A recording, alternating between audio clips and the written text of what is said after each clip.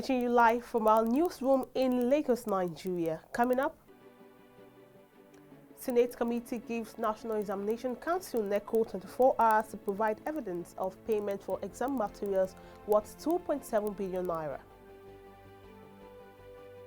Cross River State Governor Professor Ben Ayade dumps People's Democratic Party. Pandemonium as soldiers invade Oshodi axis of Lagos to fish out killers of military officers. India's variant of coronavirus detected in Zimbabwe.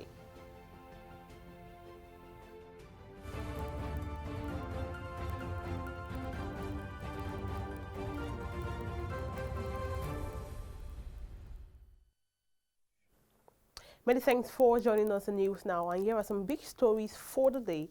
My name is Margaret Opera. Now, the Senate Committee in Public Accounts SPAC has given the management of the National Examination Council NECO 24 hours to provide verifiable evidence of payment for examinations materials worth 7.2 billion naira between January and June 2017. The committee slammed the ultimatum on Wednesday at an investigative session with officials of the examination body. Now, the committee chairman, Senator Matthew Ugogide, said the order followed the report of the Auditor General of the Federation, which indicted NECO of not providing evidence for the payment made.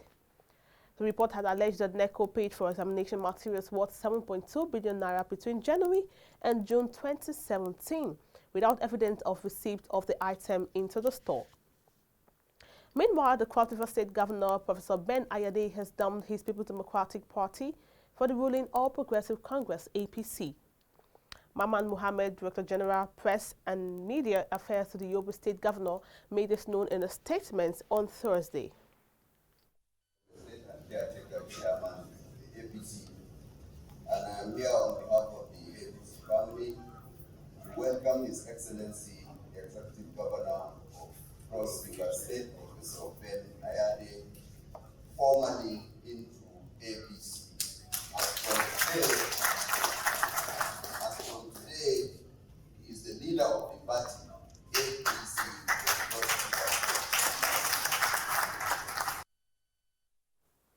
And now the federal government has called on all stakeholders to join its efforts in the repatriation of looted Nigerian artifacts. Information and Culture Minister Lai Mohammed said this during a meeting with the German government and the Edo State government on Wednesday. Last meeting, Germany released a globally acknowledged statement signifying its intention to release a substantial part of the Benin antiquities in its hold. I must say that this is a welcome development and a great example to the world, especially to those other countries still holding Nigerian artifacts. I believe that after this follow-up visit by an enlarged German delegation, which is here today, the pace of the much expected return of Nigerian antiquities from Germany will be quickened. For us in Edo State, we don't take our culture and heritage lightly. And we as a government have committed to supporting the process to its fullest and to make sure that when these works are finally eventually returned, they find a safe, secure place to be displayed in Edo. All nations, all countries that have our works should now take the cue from what the Germans have done. And we want to emphasize that the time has come to reinvent the museum as a realization of networks and energies. And these objects, which in the words of Amadou Mahtar Mbow, the former DG of the UNESCO, have put down new roots everywhere they have been. Though no, they have a role to play in building bridges and thus in forging the new kind of a museum network for the 21st century. Meanwhile, there was pandemonium in Kappa Park, Musafajo area of Oshodi, Lagos State on Thursday, after a group of military men stormed the area to calm the hideout over the murder of their colleague by some miscreants in the area. The incident, which occurred in the morning, led to many residents, traders and road users being stranded for fear of the unknown as the military men took over the entire area while trying to fish out the miscreants. It was gathered that some suspected hoodlums were picked in the process of combing the hideouts while some dangerous weapons were recovered. Eyewitness accounts said the personnel of the Nigerian Air Force was allegedly murdered by the hoodlums last Tuesday. iBrandTV gathered that the deceased, who was on Mufti, allegedly ran into the hoodlums who were robbing innocent victims at that time. The spokesperson of 9th Brigade, Major A.K. Bello, said the army was not directly involved in the incident. And the spokesperson, Lagos State Police Command CSP Olamuyiwa Adejobi, said the Commissioner for Police, Lagos State CP Hakeem Odumosu, has ordered investigations into the incident. And moving on, the People's Democratic Party, PDP, have fingered the All Progressive Congress, APC, stating that nobody can gag Nigerians. Their reaction is coming against the rising insecurity challenges in the country. The opposition party alleged that the APC is attempting to politicize the demand for restructuring of the policy made last Monday by PDP governors. Speaking during a press conference, the PDP spokesperson Kola Olagbodiyan said that nobody can gag Nigerians, let alone PDP governors, in seeking solutions to our challenges as a nation. On governors, APC has lost bearing in governance, says PDP. And our party insists that nobody can gag Nigerians. The People's Democratic Party condemns the desperate attempt by the All Progressives Congress to frustrate the aspiration of Nigerians in finding solutions to the alarming state of insecurity and economic hardship in the country, as embodied in the communique by the PDP governors at the end of the crucial meeting held in Ibadan on Monday. It is instructive to state that the PDP governors, as patrons, directly spoke the mind of the majority of Nigerians across the board in providing urgent measures that will end acts of terrorism and wanton killings in our country, as well as guaranteeing the national unity and economic well-being of every Nigerian. It is on record that these noble ideas of good governance have been wrecked by the APC administration in the last 6 years.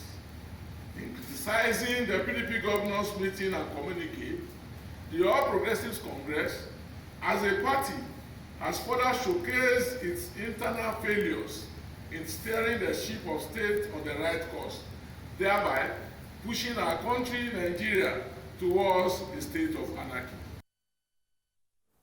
Away from that, the Chief of Army Staff has said that the current security situation is a test of time and Nigeria will overcome through collective efforts from individuals and relevant stakeholders. Lieutenant General Ibrahim Mataru stated this at a leadership seminar for brigade commanders and general officers in Ibadan. According to the Chief of Army Staff, the seminar was meant to reposition the Nigerian Army to effectively conduct operations and curtail the security threats facing the country. All of you to be conversant include capacity development for complex operations, review of Nigerian Army force structure, meet emerging threats, improve strategic communication, bridging gaps in force levels, as well as enhancing support for other services, government ministries, departments and agencies, and international partners to defeat the numerous threats confronting the nation. To the participants, let me remind you that you are in the falcon on which the training and operations of the Nigerian Army rests. I urge you to take the opportunity offered by this seminar to enhance your command and leadership ability. This time around, we're facing commanders in the Southern Formation with particular emphasis of international best practices, aspects of rules of engagement, international humanitarian law, international human rights law. So to emphasize commanders on how best this can be applied in all their operations. The military is training themselves on their own beat. The politicians are not here. and they don't train themselves. They don't hold seminars like this, all right?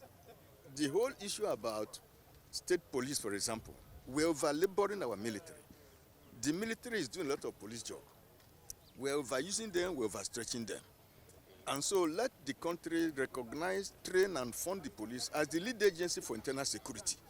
Once this is done, then we can relieve the military of the non-military jobs they are doing. Then when the country creates jobs for the millions of our youths, the federal government has a planning commission. Let them meet with the tertiary heads, meet with the private sector chiefs on how to create at least 2 million jobs every year. The Independent National Electoral Commission, INEC, said yesterday it had concluded arrangement to resume continuous voter registration, CVR, on June 28. Its chairman, Professor Mahmoud Yakubu, stated this at the Commission's meeting in Abuja with the resident electoral commissioners, RECs, for the 36 states and the Federal Capital Territory. Yakubu said the Commission was working to update its registration software to accommodate the newly established polling units to enable prospective voters to register. He said the Commission was waiting for the official declaration of vacancies by the House of Representatives for the Jos North Bassa Federal Constituency in Plateau and Lere Federal Constituency in Kaduna State. Now, members of the Judiciary Staff Union of Nigeria have vowed to continue the ongoing strike in spite of the plea by the Chief Justice of Nigeria, Justice Ibrahim Muhammad, for them to call off the strike. Leadership of the union made their position known in a communique signed by the National Deputy President, Emmanuel Abioye, and the General Secretary, Isaiah Adetola, after its National Executive Council meeting on Wednesday in Abuja. Minister of Labour and Employment, Chris Ngige, had met with the CGN on Tuesday. Consequently, the CGN has urged the striking union to call off the strike, while the union commended the efforts of the CGN, the minister and others in bringing an end to the strike. It, however, insisted that the strike would continue.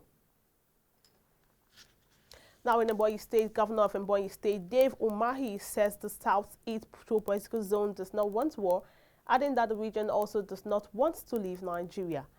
Umahi, who is also the chairman of the Southeast Governors Forum, stated this on Thursday at Aso Villa in Abuja during the weekly State House briefing. He lamented that the situation in the Southeast is a mixture of reality, fake news, and a war propaganda. The governor also added, in the Southeast, we do not want war, we don't want to secede. We want to be part of a fair Nigeria where justice, equity, and freedom exist. The Southeast region has been in the eye of the storm as of late, as rampaging gunmen suspected to be members of the indigenous people of Biafra burned down police stations, prisons, offices of the Independent National Electoral Commission, while they also attack other public and private facilities. The governor of Osun State, Gboyega Oyetola, said his administration remained a critical partner of the Anchor Borough program initiative of the federal government as part of its efforts to revamp the agricultural sector. Oyetola disclosed at the unveiling of Ekiti State Government Rice Pyramid Project the signing of MOU between the state and the Rice Farmers Association of Nigeria and the flag off of 2021 wet season rice cultivation. In the rice production chain, or any agricultural chain for that matter, may I further seize this opportunity to appeal to Nigerians to patronize indigenous rice as a way of encouraging our farmers and boosting our foreign exchange earnings. In Oshodi, I'm happy to report that the rice component of our food support scheme is sourced from the local rice sellers. We will be coming sometime in June or July back to Ekiti because Ekiti State also led part of Mr. President's vision, where we forced the milk companies. We said Nigeria is good enough to produce its milk. In the olden days, Ekiti used to be the leading rice producer for the entire western region of Nigeria and beyond. We're determined to regain our pride of place by building a successful generation of players in the rice value chain that will assure food security and economic prosperity.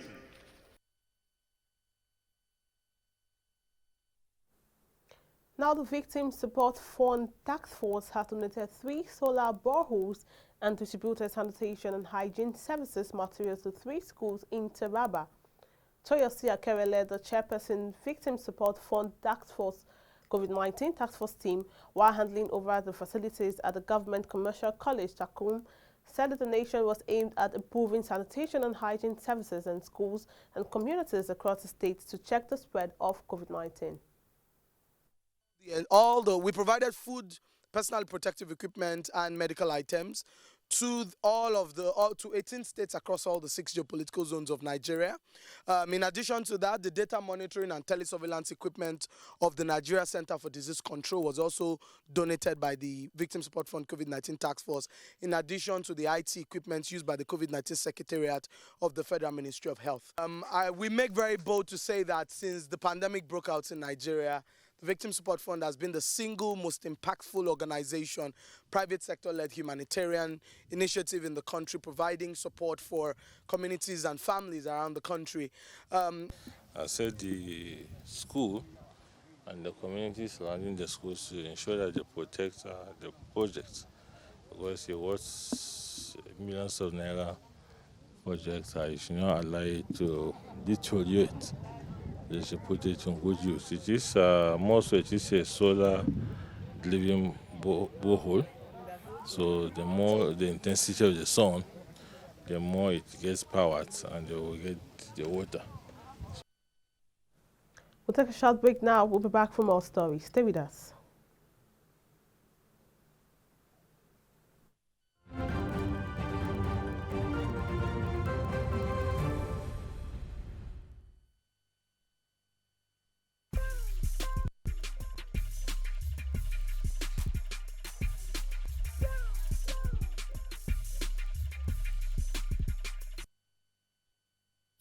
From the farm, it good for body.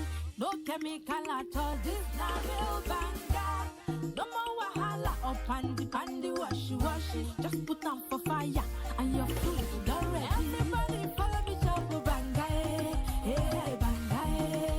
Oh, make you follow me, chop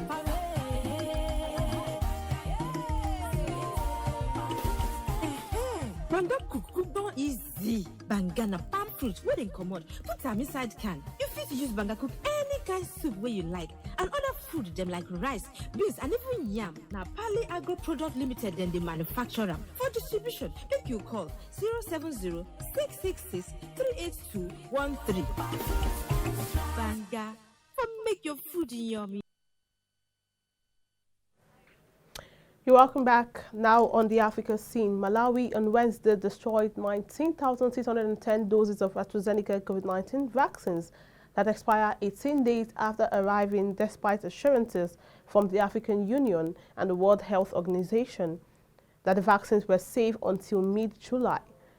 A batch of 102,000 vaccines arrived on March 26 under an initiative by the AU and WHO and expired on April 13th. Leaving less than three weeks for them to be used. Malawi managed to deploy about 80% of them by that time. John Gengasong, director of the Africa Centers for Disease Control and Prevention, Africa CDC, part of the African Union, told a news conference late last month that the shot could be used until July 13th, based on further analysis conducted by manufacturers, the Serum Initiative of India, SII. He and the World Health Organization also urged African countries not to waste vaccines donated to them. However, the Malawian government said it would not give expired vaccine to its citizens. Still on the African scene, Zimbabwe has detected the first case of the new coronavirus variant that emerged in India. Vice President said on Wednesday, adding that all travelers from the Asian nation would be required to undergo mandatory quarantine.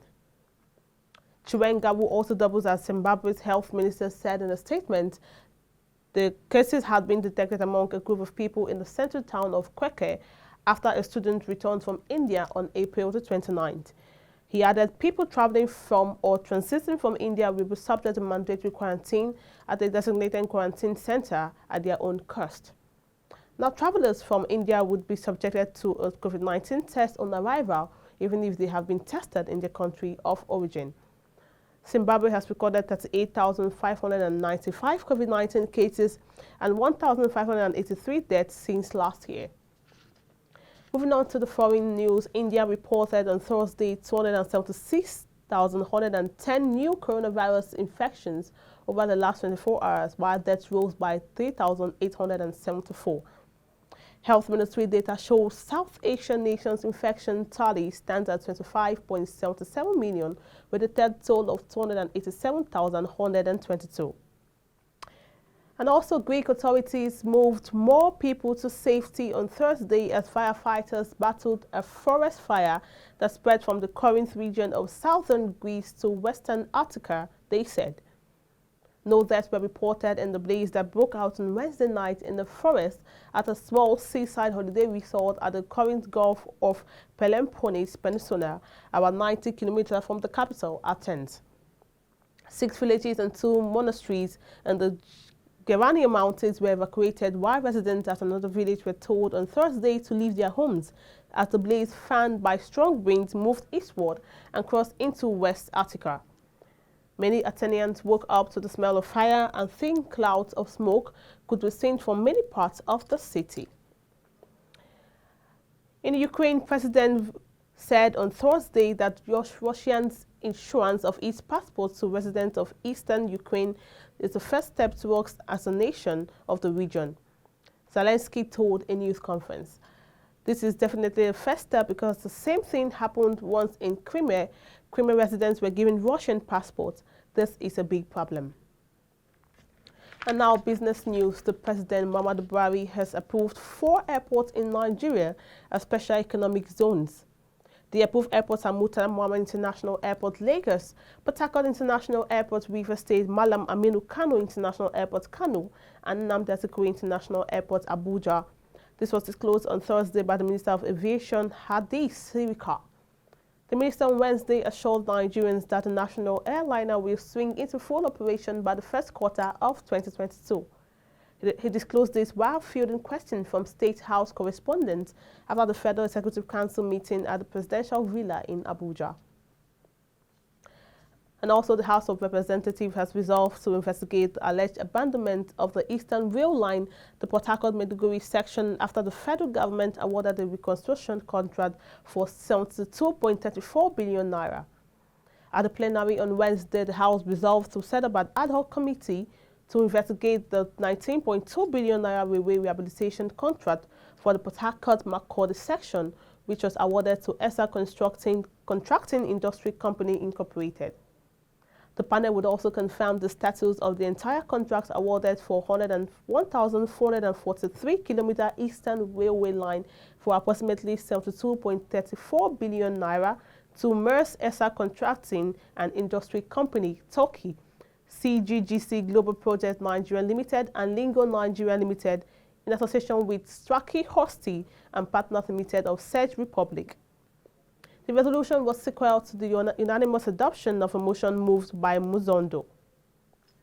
And still in business, Bitcoin regained some lost ground to trade near $40,000 on Thursday, a day after a brutal sell-off on concerns over tighter regulation in China and unease over the extent of leverage positions in the cryptocurrency world. The biggest and most popular cryptocurrency rose 9% to a touch below $40,000 after plunging 14% on Wednesday to its lowest since late January. Smaller rival Ether was up to 11% at $2,700 at 0829 GMT after its 28% tumble. Saudi Arabia's inflation rate quickened to 5.3% from April, from 4.9% the previous month, still reflecting an increase in value-added tax last year, official data showed. The 5.3% annual increase was mainly due to higher food and transport prices, the General Authority for Statistics said. He added prices of food and beverages recorded the highest annual increase of 8.4%, mainly due to the increase in food prices, it said. On a month-on-month basis, consumer prices increased 0.2%.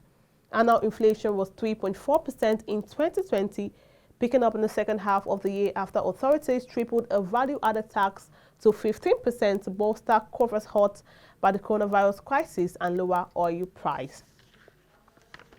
Now, the Minister of State for Petroleum Resources, Temipre Silva, has said the federal government is in talks with Shell over the planned sale of the company's stakes in Nigeria's onshore oil assets. The Nigerian oil and gas industry has in the past 2 decades seen a surge in the number of indigenous players, buoyed largely by the divestment of assets by international oil companies operating in the country. Earlier this year, 3 IOCs concluded the sale of their combined 45% interest in oil mining lease, 17 unrelated assets in the eastern Niger Delta to TNOG Oil and Gas Limited, an indigenous integrated energy company.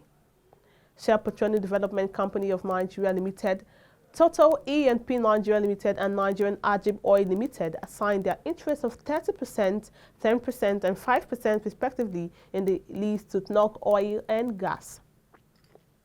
And we'll call it a wrap on news now. For more stories, visit our website, follow all our social media platforms, subscribe, like, drop a comment for us on the comment section. My name is Margaret Opara.